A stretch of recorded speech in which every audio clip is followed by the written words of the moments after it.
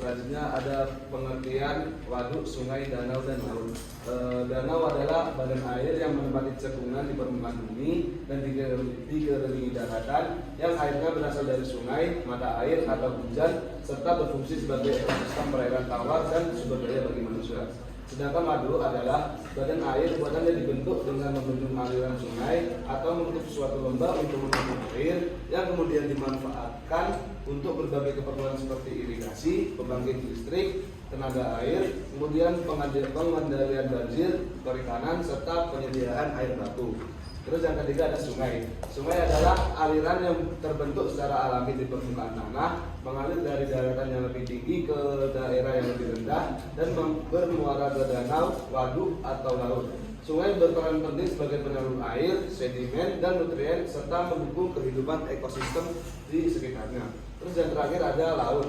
Laut adalah perairan luas yang menutupi sebagian besar permukaan bumi dan memiliki kandungan garam tinggi, berfungsi sebagai penyedia sumber daya alam, mengatur iklim, jalur transportasi, serta habitat berbagai organisme akuatik. Jadi di sini ada parameter kimia yang terdiri dari pH, DO, DOD, oksigen, karbon dioksida, nitrat, amonia, fosfat, dan atom. Di sini ada pH, yaitu pH itu menunjukkan kadar ion hidrogen di air yang menentukan apakah air itu bersifat asam atau basah. pH ini juga penting bagi kehidupan perairan karena mempengaruhi pertumbuhan organisme, ketersediaan nutrien dan cara polutan itu larut.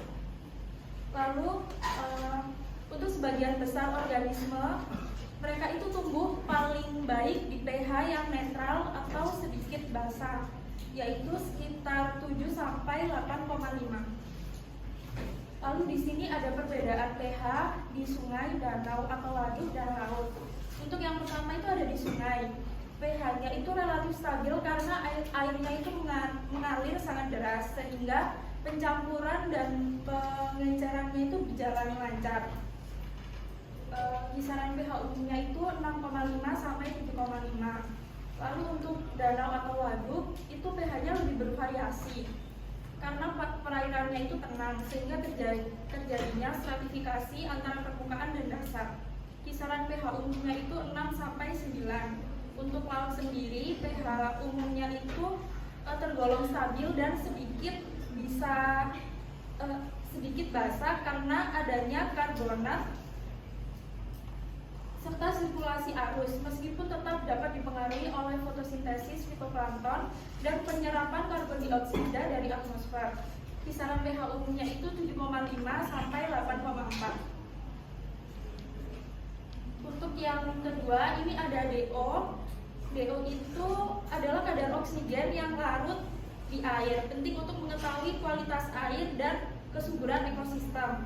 DO yang tinggi menunjang kehidupan organisme air, sedangkan rendahnya DO itu bisa mengganggu pernafasan dan metabolisme organisme yang ada di perairan. Selain itu, DO membantu proses penguraian bahan organik. Jadi semakin tinggi DO, itu bisa semakin baik kualitas air dan ekosistemnya. Lalu di sini ada perbedaan DO pada perairan. Yang pertama itu sungai, itu relatif tinggi dan stabil. Umumnya itu DO-nya itu 6 sampai 8 mg per liter. Karena alirannya deras, jadi memperbanyak difusi oksigen. Lalu yang kedua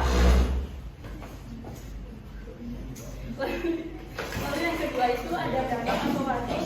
Itu lebih bervariasi karena permukaannya itu biasanya tinggi 5 sampai 8 mg per liter. Sedangkan lapisan dalam bisa rendah karena dekomposisi dan stratifikasi. Untuk laut sendiri itu cukup stabil 5 sampai 7 mg per liter. Tapi bisa menurun di kedalaman tertentu. Bisa dipengaruhi oleh salinitas, arus laut, suhu, kedalaman, serta sirkulasi global. Untuk yang ketiga, ini ada BOD, yaitu ukuran seberapa banyak oksigen yang dibutuhkan mikroorganisme untuk menguraikan bahan organik di air. Jadi kalau BOD itu tinggi, berarti banyak bahan organik, dan itu bisa mengurangi kadar oksigen terlarut yang berbahaya bagi makhluk di perairan. Jadi karena BOD-nya itu tinggi, menandakan banyaknya bahan organik, sehingga oksigen terlarut di air itu bisa berkurang dan menimbulkan tekanan bagi organisme akuatik. Di sini terdapat perbedaan BOD di perairan. Yang pertama ada sungai. Jadi di air sungai yang mengalir terus itu bisa menjadi bahan organiknya itu bisa cepat terbawa dan tercampur. Untuk kisaran BOD-nya itu 2 sampai 6 mg per liter. Untuk waduk atau danau itu bisa lebih tinggi karena airnya itu tenang, jadi organiknya itu mengendap. Dan kisaran BOD-nya itu 5 sampai 15 mg per liter. Untuk laut sendiri itu lebih rendah karena volumenya besar dan pencampuran airnya bagus, jadi bahan organik tidak bisa menumpuk, dan kisaran BOD-nya 1 sampai 3 mg per liter. Selanjutnya adalah karbon dioksida. Jadi karbon dioksida di perairan itu adalah gas larut yang sangat penting di perairan. Jadi gunanya dia itu sangat berfungsi untuk fotosintesis tumbuhan perairan dan juga sebagai penyeimbang ekosistem di laut. Nah, kadar optimumnya di perairan itu kurang lebih 15 mg sampai 20 mg. Kenapa? Karena kalau misalkan di kadar optimumnya baik, tumbuhan itu akan tumbuh baik tanpa ada gangguan. Tapi kalau misalkan lebih dari 20 mg, itu akan menyebabkan peningkatan oksigen yang sulit dan juga membahayakan biota air. Terus kalau misalkan kadarnya lebih tinggi, itu akan menyebabkan penurunan kualitas air. Next. Nah, selanjutnya adalah perbandingan CO2 di perairan, di danau, sungai, dan laut. Kalau misalkan di sungai itu adalah 10 sampai 30 mg per liter. Jadi kenapa seperti itu? Karena aliran di sungai ini kan deras. Jadi kadar CO2 itu lebih rendah, dan karena gasnya itu mudah terlepas ke udara. Kalau di danau atau di waduk itu 5 sampai 20 mg per liter. Itu lumayan rendah karena di danau ini kan punya atmosfer yang sangat luas, maksudnya kayak lingkup untuk pertukarannya itu sangat luas. Terus yang terakhir ada laut, itu 1 sampai 5 mg.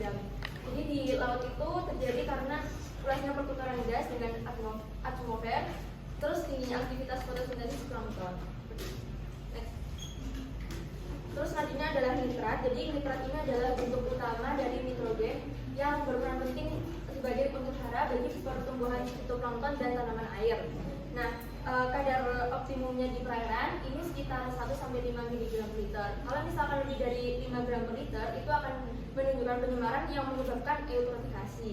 Terus kalau misalkan eutrofikasi itu ditandai dengan pertumbuhan alga yang berlebih dan dapat mengganggu keseimbangan ekosistem.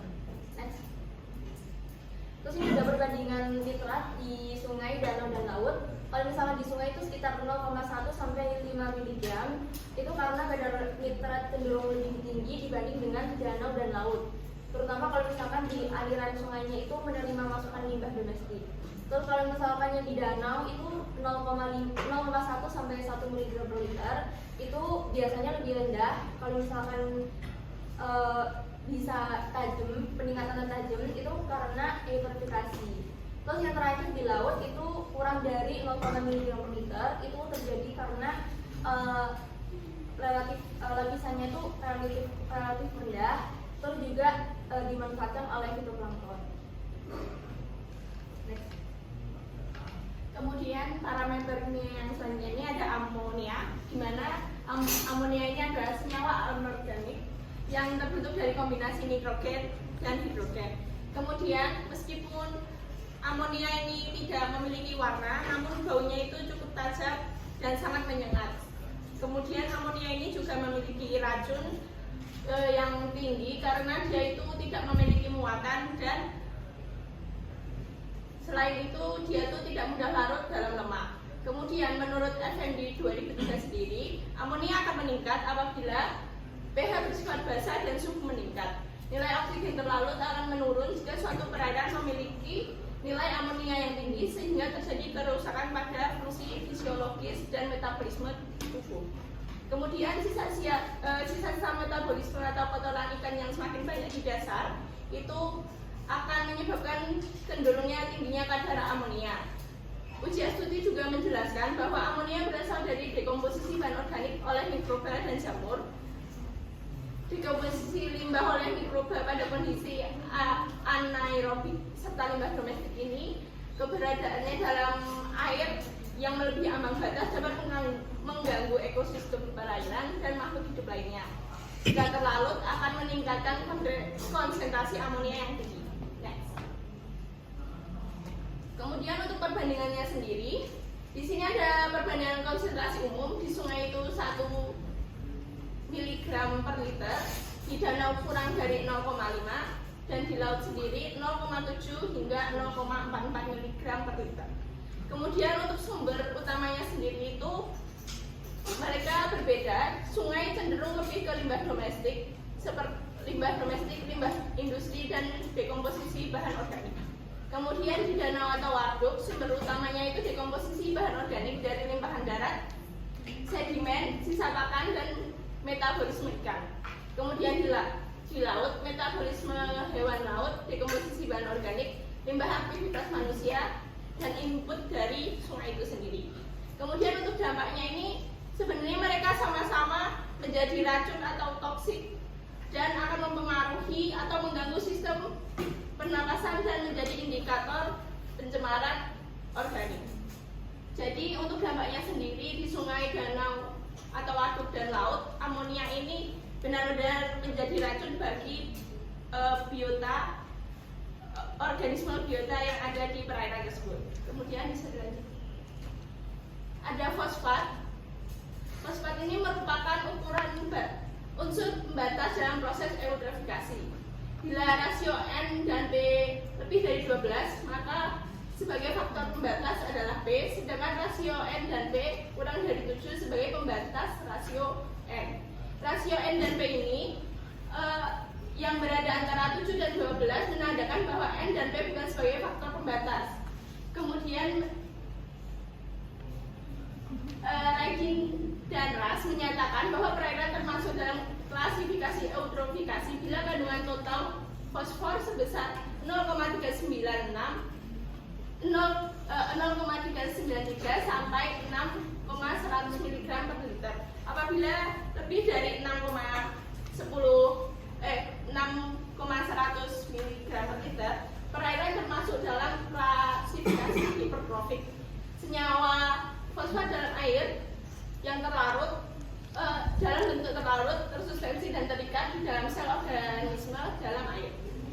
Fosfat yang terkonsumsi ini bila dikonsumsi dalam jumlah sedikit itu dia tidak akan mengganggu metabolisme, namun jika langsung dalam kadar yang sangat tinggi dapat menyebabkan kematian. Lanjut. Untuk perbandingannya sendiri, untuk konsentrasi umumnya di sungai ini ada klasifikasinya di eutrofikasi dan di hipertrofik. Kemudian di danau atau waduk ini maksimal 5 gram per liter. Kemudian di laut 0,015 gram per liter. Untuk sumber utamanya sendiri, untuk fosfat ini mereka kurang lebih sama dari limpasan permukaan dari lahan pertanian, erosi tanah, dan limbah domestik juga. Kemudian untuk di laut sendiri itu sumbernya dari pelapukan batuan di dasar laut, limpasan dari darat yang dari aliran dari sungai tadi, dan juga sisa dekomposisi biomasa laut. Untuk dampaknya sendiri, di sungai ini dapat menyebabkan eutrofikasi lokal dan mempengaruhi kualitas air di sungai.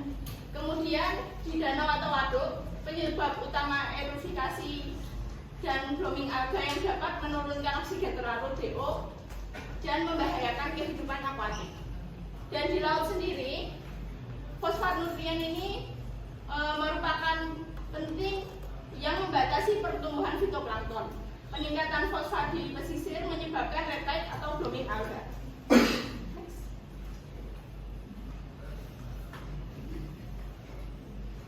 Kemudian ada total organic material. Bahan organik merupakan sumber nutrien yang penting yang sangat dibutuhkan oleh organisme di perairan. Salah satu fungsinya ini sebagai indikator kualitas perairan, karena bahan organik secara alamiah berasal dari perairan itu sendiri melalui proses penguraian, pelapukan ataupun dekomposisi tumbuh-tumbuhan sisa organisme mati.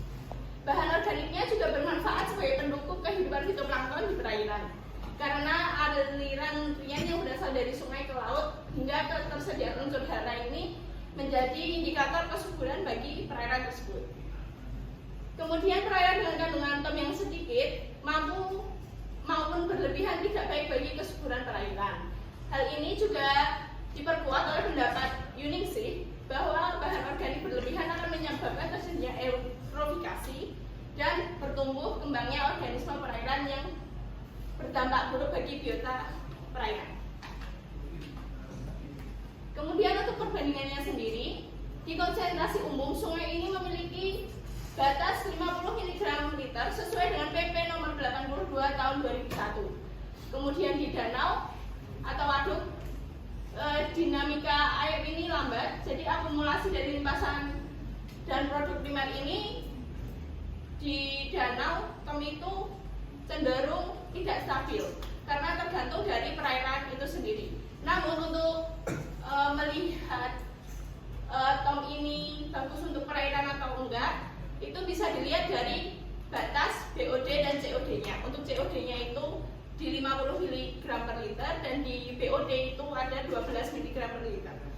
Kemudian untuk laut, konsentrasi umumnya ada di 80 mg per liter sesuai dengan Kemen LH nomor 51 tahun 2004. Untuk faktor utamanya sendiri ini, di sungai ada curah hujan, kecepatan aliran, vegetasi riparian, limbah domestik atau industri.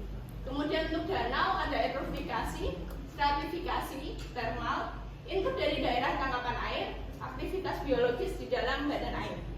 Kemudian di laut, ini untuk tomnya volumenya cenderung besar, sirkulasi disebabkan volume besar, sirkulasi global, input dari daratan, produktivitas biologis, dan upwelling. Kemudian untuk dampaknya sendiri, di sungai ini menjadi penurunan DO, perubahan warna air, bau, gangguan ekosistem perairan. Kemudian di danau menyebabkan eutrofikasi, blooming alga, penipisan DO, dan kualitas air menjadi buruk. Di laut sendiri siklus nutrisi, tetapi akumulasi di pesisir bisa menyebabkan hipoksia atau kekurangan oksigen dan berdampak pada biota laut. Selanjutnya adalah parameter biologi. Nah, parameter biologi ini berkaitan dengan organisme hayati atau organisme hidup. Untuk parameternya yang pertama yaitu ada plankton. Plankton ini sendiri merupakan organisme yang hidup di perairan yang bergerak melayang-layang mengikuti arus air. Plankton ini dibagi menjadi dua, yaitu fitoplankton dan juga zooplankton, di mana fitoplankton merupakan plankton nabati atau plankton tumbuhan yang dapat melakukan fotosintesis. Kemudian untuk zooplankton merupakan plankton hewani. Kemudian yang kedua yaitu ada bentos. Bentos merupakan organisme yang hidupnya di dasar perairan atau hidupnya menempel pada substrat perairan. Kemudian yang ketiga ada nekton. Nekton merupakan organisme yang bergerak melawan arus air. Nah, biasanya ini hidupnya di permukaan air. Contohnya seperti ikan, amfibi ataupun serangga air lainnya. Kemudian parameter biologi yang keempat ada total coliform. Nah, total coliform ini merupakan bakteri yang sekelompok bakteri sebagai indikator untuk mengetahui kualitas suatu cairan. Nah, total coliform ini berkaitan dengan bakteri coliform, di mana bakteri coliform ini dibagi menjadi dua, yaitu coliform fektal yang berasal dari saluran pencernaan organisme. Contohnya yaitu bakteri E. coli. Kemudian ada coliform non-fektal, ini berasal dari jasad atau mayat organisme yang telah mati. Kemudian yang terakhir yaitu ada makrofita atau tumbuhan yang hidupnya terapung, tenggelam atau bisa muncul di permukaan air dan bisa dilihat langsung menggunakan mata tanpa bantuan alat. Nah, untuk perbandingannya Yang pertama yaitu untuk plankton. Plankton yang hidup di sungai ini kelimpahannya umumnya rendah karena terdapat pengaruh dari arus sungai yang terus bergerak. Kemudian untuk contoh spesiesnya, untuk spesies perairan bersih yang ada di sungai ini misalnya seperti Asterionella sp atau Cynedra sp. Kemudian contoh untuk plankton di perairan yang mengindikasi tercemar yaitu ada Microcystis sp dan juga Oscillatoria sp. Nah, untuk plankton yang hidup di sungai ini kenapa bisa kelimpahannya rendah? Karena kan arus sungai kan itu terus bergerak. Jadi plankton itu kalau misal mau melakukan produktivitas itu akan mengalami kesulitan karena arusnya terus bergerak. Kemudian yang kedua yaitu kelimpahan plankton di danau atau waduk ini umumnya tinggi karena danau atau waduk merupakan perairan yang tergenang. Jadi untuk melakukan produktivitas itu jauh lebih mudah. Untuk contoh spesiesnya, contoh spesies di perairan bersih yaitu ada Scenedesmus sp dan juga Pediastrum sp. Untuk contoh spesies yang di perairan tercemar, contohnya ada Euglena sp. Kemudian untuk plankton yang ada di laut ini kelimpahannya umumnya sangat tinggi, terutama di daerah pesisir karena di situ banyak sekali nutrisi-nutrisi dan juga banyak sekali didapatkan untuk cahaya matahari untuk melakukan fotosintesis. Nah, ini biasanya di daerah dekat muara sungai atau estuari. Untuk contoh spesiesnya sendiri ada Calanus sp. Kemudian spesies yang mengindikasi di perairan tercemar ini ada Noctiluca sp. Kemudian yang kedua ada bentos. Bentos yang berada di sungai ini umumnya tinggi karena di sungai itu kan arusnya terus bergerak dan di sungai itu membawa substrat-substrat yang dapat mengendap. Nah, kemudian endapan itu akan menjadi tempat untuk bentos itu hidup. Kemudian untuk contohnya spesies yang ada di perairan bersih seperti ada Epemeroptera. Kemudian yang di perairan tercemar misalnya ada Limnaea sp. Kemudian di perairan danau atau waduk ini kelimpahan bentos mengikuti dari kedalaman dan juga tipe danau. Jadi tipe danau itu ada yang bagian limnetik. Nah, ini cocok sekali untuk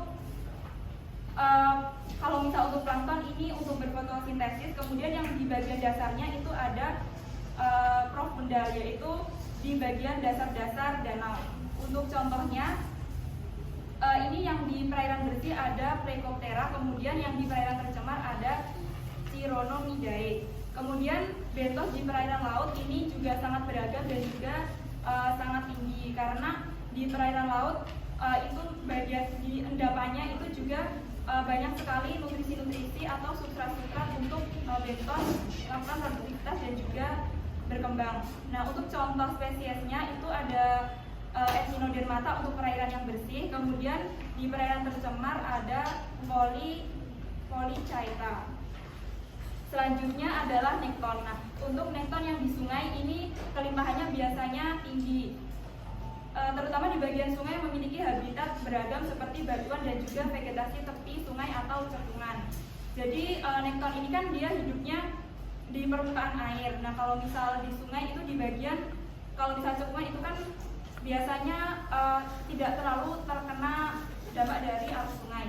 Kemudian di bagian danau ini kelimpahannya juga lebih stabil dan juga lebih tinggi, terutama di zona limnetik atau zona air terbuka atau di bagian danau, di bagian zona pelanisnya. Kemudian di laut, untuk kelimpahan nekton di laut ini juga sangat besar dan juga lebih beragam karena untuk wilayah laut sendiri ini kan jauh lebih luas jika dibandingkan dengan sungai ataupun waduk. Kemudian ada total coliform. Ini di sungai ini konsentrasinya lebih tinggi karena di sungai itu kan arusnya terus mengalir dan juga untuk penyebaran bakteri coliform ini sendiri jauh lebih cepat sehingga penyebarannya itu lebih cepat juga di perairan. Kemudian untuk total coliform yang berada di waduk ini untuk pergerakannya lambat karena waduk atau danau sendiri merupakan perairan yang tergenang. Jadi dan juga lebih kalau misalnya cahaya matahari mau masuk itu jauh lebih mudah dibandingkan di sungai karena kalau di sungai kan arusnya terus bergerak. Kemudian total coliform yang ada di laut ini kelimpahannya sangat rendah karena kalau dibandingkan dengan di sungai kan biasanya sungai itu kan areanya dekat dengan pemukiman. Nah, itu biasanya menjadi tempat-tempat pembuangan misalnya industri atau limbah-limbah dari pertanian. Jadi kan terus mengalir. Kalau misal di laut itu kan sangat jarang sekali, jadi untuk limpahannya ini sangat rendah. Selanjutnya ada makrofita. Makrofita di sungai kelimpahan dan keragaman yang rendah. Hal ini disebabkan oleh arus air yang kuat yang dapat menghanyutkan tumbuhan dan mencegah mereka berakar. Terus kemudian di danau atau waduk cenderung sangat tinggi, terutama di zona litoral. Air yang tenang dan cahaya matahari yang menembus dasar perairan mendukung pertumbuhan makrofita yang berakar di dasar. Kemudian yang terakhir di laut, kelimpahan tinggi hanya ditemukan di zona litoral yang dangkal, di mana cahaya matahari dapat menembus ke dasar laut. Selanjutnya ini merupakan beberapa gambar dari spesies-spesies untuk di parameter biologi sendiri. Itu kan ada spesies misalnya di perairan bersih atau tercemar. Kalau misal ada spesies yang itu mengindikasi perairan tercemar dan itu ditemukan banyak untuk keberagaman jenisnya, nah itu berarti perairan tersebut dapat diindikasi sebagai perairan yang tercemar. Baik, demikian presentasi dari kelompok kami. Selanjutnya adalah sesi tanya jawab. Tentang total coliform yang berupa bakteri tadi, kan dijelasin sama Dika kalau di danau itu kelimpahannya lebih rendah daripada di sungai. Tapi gimana kalau di danau yang tipenya itu eutrofik, kan dia tuh subur, otomatis kan kayak organisme kayak bakteri gitu itu kan dia bisa dengan mudah dan tumbuh dan berkembang di danau yang subur. Gimana?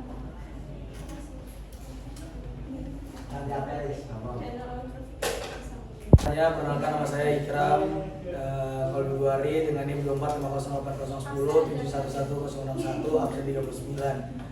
Izin bertanya terkait pembahasan yang nitrat dan fosfat tadi.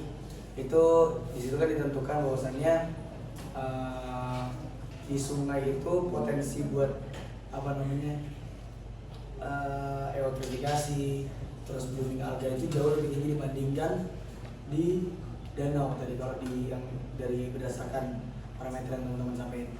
Tapi di sini dari parameter biologi yang teman-teman sampaikan itu disinggung bahwasannya di sungai ini harusnya lebih susah untuk adanya eutrofikasi dan blooming alga karena seperti yang udah dijelasin sama teman-teman tadi itu ada perputaran, adanya arus. Nah, pertanyaannya itu kenapa parameter fosfat dan nitrat ini malah justru sebaliknya dari parameter biologi yang teman-teman sampaikan gitu. Assalamualaikum warahmatullahi wabarakatuh. Waalaikumsalam warahmatullahi wabarakatuh. Perkenalkan, nama saya Zahra Rizia Ilma dari absen 33. Nah, tadi kan dijelasin bahwa eutrofikasi itu gara-gara nitratnya tuh tinggi. Nah, terus kalau misal eutrofikasinya bakalan blooming alga. Nah, itu yang blooming tuh cuma mikroalga aja atau makroalga juga. Kalau misal makroalga itu cara mengatasinya tuh kayak gimana? Nama saya Hamida Putri dari Asli Pasti pastikan struktur air kan ada bisa terjadi eutrofikasi kan. Nah, misal terjadi eutrofikasi di sungai, danau dan laut, apa sih kira-kira yang membedakan antara mereka itu ketika terjadi si eutrofikasi ini? Pertama Kautopa, absen 27A. Kan di sini kan sungai dari DO atau BOD kan itu dari DO kan menjelaskan tentang relatif tinggi yang umumnya sekitar 6 sampai 8 miligram per liter, dan juga BOD-nya juga airnya terus mengalir ke hingga bahan organik terus cepat terbawa dan tercampur. Nah, jadi pertanyaan dari saya, apa hubungan antara beban organik tinggi BOD dengan fluktuasi oksigen terlarut (DO) dalam menilai status kimia sungai yang tercemar? Itu dari saya, terima kasih. Perkenalkan, nama saya Jaga Syari Warga, absen 19. Jadi tadi kadar karbon dioksida di setiap perairan itu kan berbeda-beda ya. Mengapa kadar CO2-nya itu lebih tinggi pada perairan yang dalam dibandingkan dengan perairan yang dangkal? Terus faktor-faktor apa saja yang mempengaruhi perbedaan konsentrasi tersebut?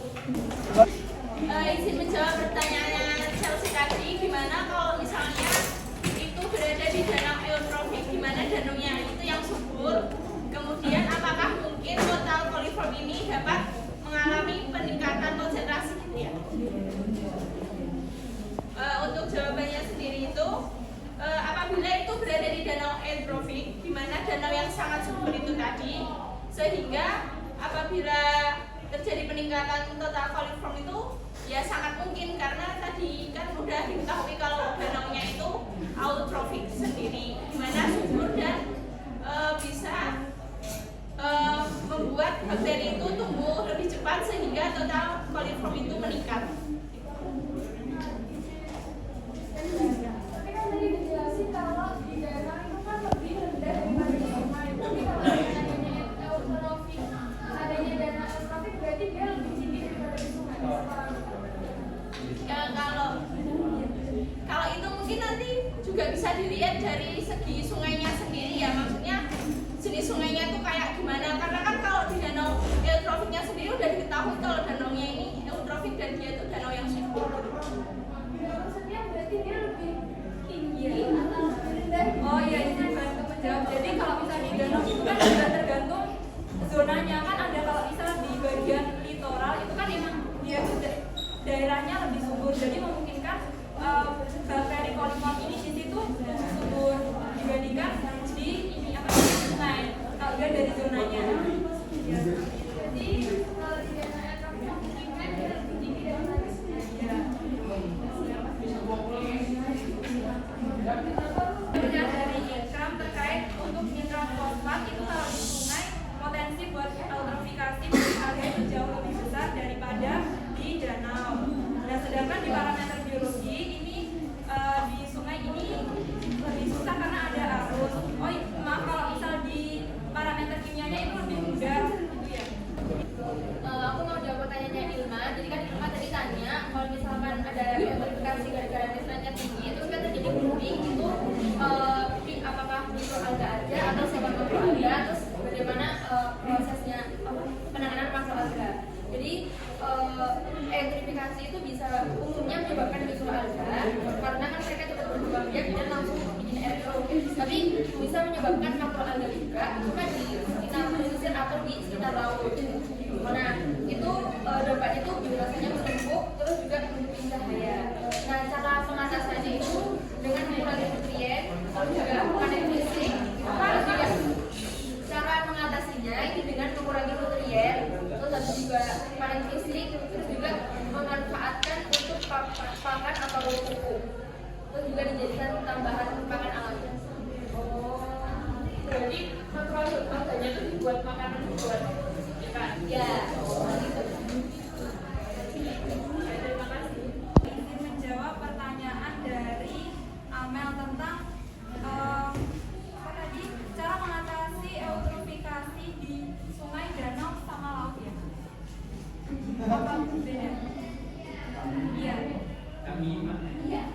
Oh ya, jadi untuk eutrofikasi di sungai ini caranya bisa dengan pengendalian limbah. Biasanya kan limbah-limbah kan banyak dialirkan ke sungai. Nah ini kita bisa membangun IPAL atau instalasi pengolahan air limbah. Jadi sebelum dibuang ke sungai itu limbahnya diolah dulu untuk mencegah eutrofikasi. Kemudian kalau misal di danau ini bisa sebelum air itu dialirkan ke danau itu kayak dibuat kolam dulu. Tujuannya juga untuk menyaring biar sedimen-sedimen atau mungkin bahan-bahan kimia lain itu tidak langsung masuk ke danau. Jadi dibuat kolam untuk fungsinya untuk penyaringan atau pengolahan limbah itu tadi. Kemudian kalau misal di laut mungkin bisa dengan cara penanaman mangrove atau lamun, karena kan itu juga berfungsi untuk menurunkan eutrofikasi yang ada di laut. Apakah menjawab? Baik, di sini saya akan menjawab pertanyaan dari Sultan. Apa hubungan antara beban organik yang tinggi dengan kualitas oksigen parut dalam nilai statis kimia? Jadi beban organik tinggi menyebabkan konsumsi oksigen meningkat saat dekomposisi, sehingga oksigen larut atau DO menurun dan menjadi fluktuatif. Terlihat dari naiknya BOD atau COD serta turunnya DO. Apakah betul, Sultan?